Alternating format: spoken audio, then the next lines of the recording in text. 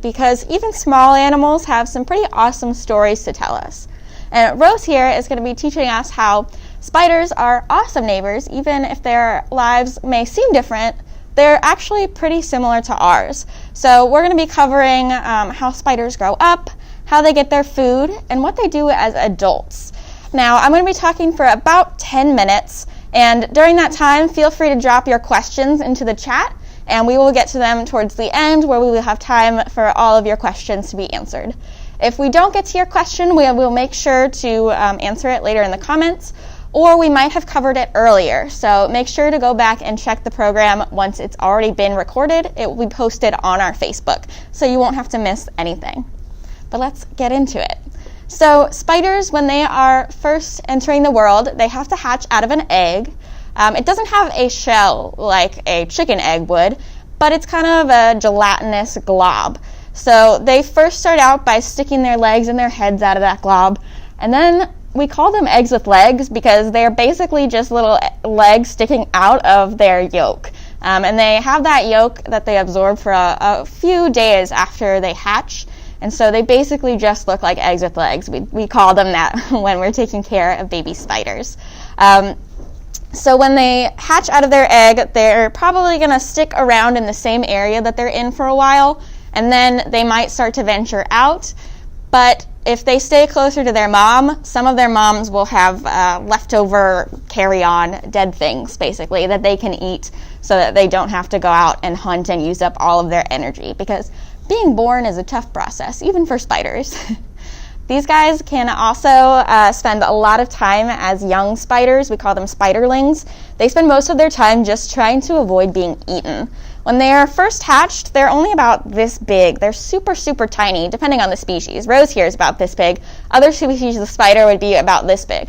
So they make a pretty easy snack for a lot of animals, and so they spend a lot of their time just making sure that nothing's going to eat them so that they can stay alive long enough to start hunting. And so when you're speaking about spiders, you go to the obvious, which is webs. The traditional web is the way that we think of most spiders eating food. A lot of spiders will hang webs up into trees and make sure that they can catch bugs that way. But it takes a lot of energy to make a web, and they do that so that they don't have to spend energy going out and hunting, because the food just comes straight to them. So it's a pretty awesome adaptation for being able to catch food. But not all spiders will use a web to catch their food. Some spiders, like the Carolina wolf spider, which we do have here in Memphis, will actually actively hunt their food, and that's where they get the name wolf spider. Because just like wolves go out and hunt, so do they. So they wander. They don't have a home-based web that they live in.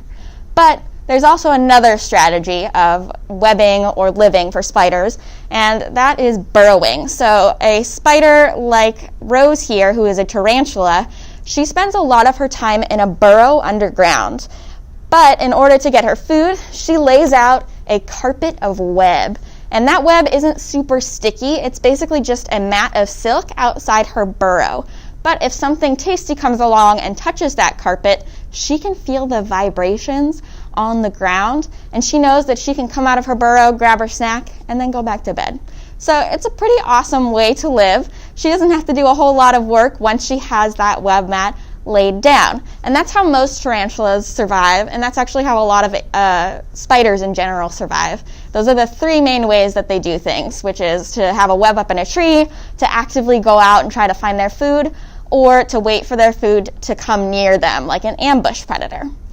But once they have grown up healthy and strong from getting all of their food, these guys become adults. And once they're adults, they have to find a partner to have babies with. And believe it or not, spiders actually make really great mothers.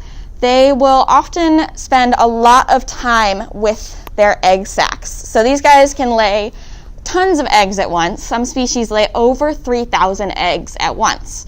But they don't just leave their eggs out in the open, and they don't necessarily nest, but they will cover them in a very soft sack of silk. And they'll sit with that sack a lot of the times. They'll massage it so the eggs don't get stuck together. They make sure that they're all healthy in there. They'll protect it with their lives. Some tarantulas don't even eat when they have egg sacs. They'll carry them around or sit on them and they just make sure that nothing messes with their egg sac. And then once their babies are born, they will sometimes make sure that they are fed by leaving dead things around for them to eat. And wolf spiders, like we talked about, will actually carry their babies on their back for a while. And that allows them to grow up a little bit bigger so they have a better chance of survival. So just like we take care of our children as humans, spiders also take care of their babies, which makes them pretty cool and not super dissimilar to us. These guys can also live for over 20 years. Not all spiders do that, but female tarantulas usually live to be about 20 to 25 years old. So they're not just random little things that come and go throughout our lives like you might think of as a fly, but spiders will be around and will have multiple babies. They'll take care of all of their babies really well, and they're a lot more like us than we really initially thought.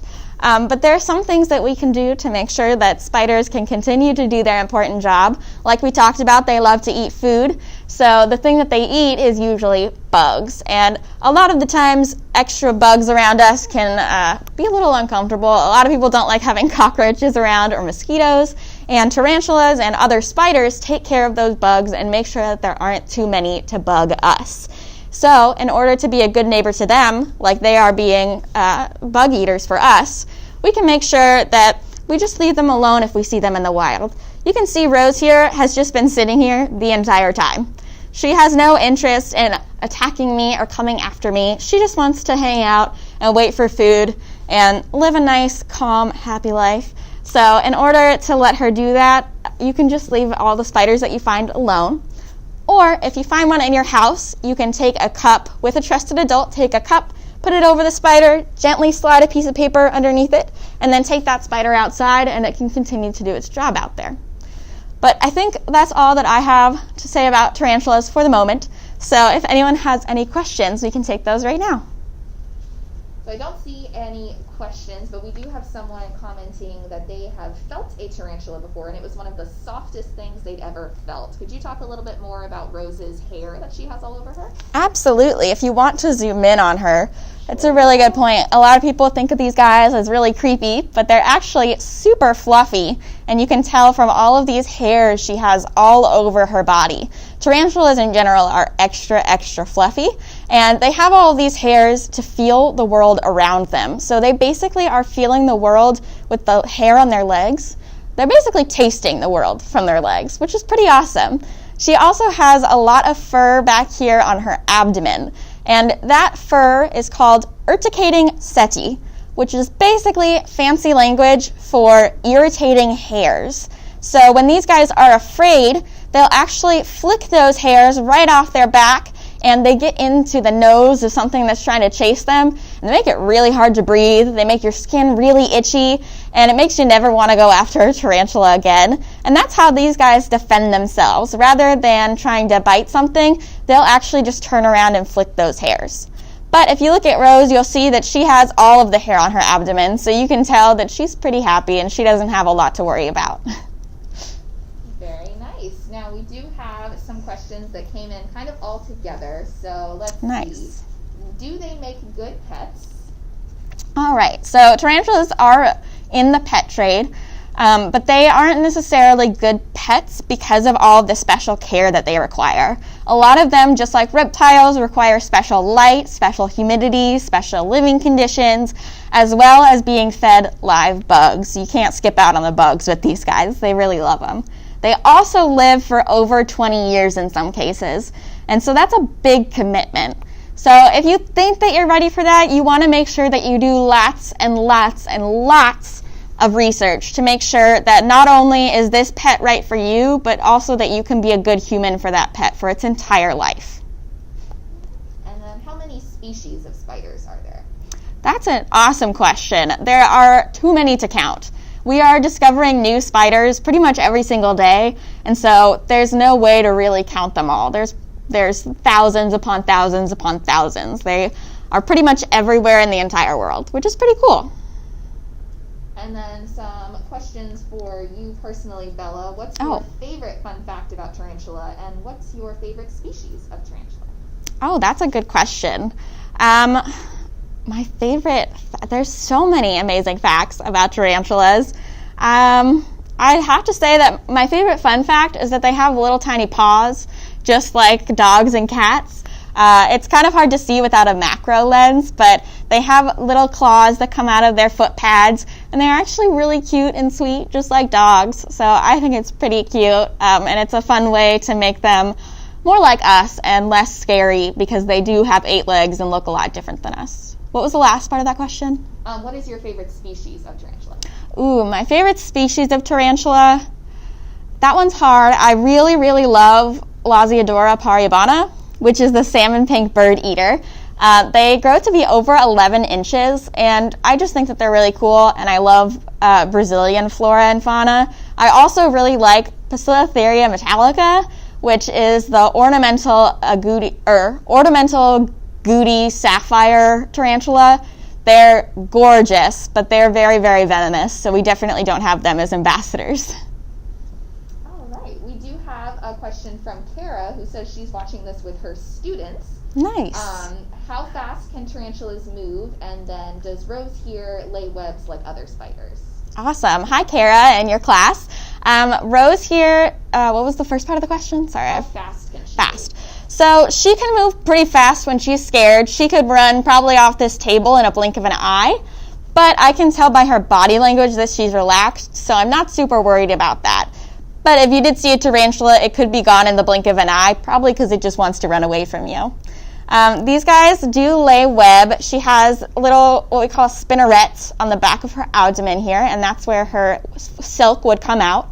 But like we talked about, she lays her silk down as a carpet instead of stringing it up like a web. So she's not trying to catch things that are flying in the air. She's waiting for something to walk across, and she'll feel that vibration in that webbing, and then she'll be able to catch that food that way. All right. And then I think our last couple questions, is Rose here a New World or an Old World tarantula? That is an awesome question. So there is a difference between New World and Old World tarantulas. New World tarantulas come from the Americas, and Old World tarantulas come from Europe, Africa, and Asia. Rose here is a New World tarantula because she comes from Mexico and because she has the urticating hairs, these irritating hairs on her back. The ones that live in the Old World don't have those hairs. They're just extra, extra venomous. All right, and then a question that I think kind of ties into when you were talking about your favorite species of spiders. Is it true that some spiders can eat birds? And our commenter said that sounds a little scary. Yes, I agree that sounds terrifying if there were just spiders flying up and catching birds. And there are species of tarantula called bird eaters, but they're only called that because the first time that they were seen, one was seen feeding off of a hummingbird, but that behavior has never been seen otherwise. These guys are too slow and too big to be able to catch a bird. It just wouldn't work very well. So the one that was eating a bird was probably eating one that was already dead on the ground. You definitely don't have to worry about spiders jumping up and grabbing birds out of the air. That's cool. I didn't even know that. Yeah. So I think we are about ready to wrap it up. And just before we do, if you want to say a big thank you to Duncan Corley for sending us lots of stars. Thank you, Duncan. We really appreciate that here at the zoo. If you do want to send stars to us, it is a donation, and it allows us to keep doing these lives, as well as allowing us to continue our conservation messages. We do a lot of conservation work here at the Memphis Zoo, including with spiders here. So if you want to keep supporting that, then you can send us stars or donate to our emergency fund.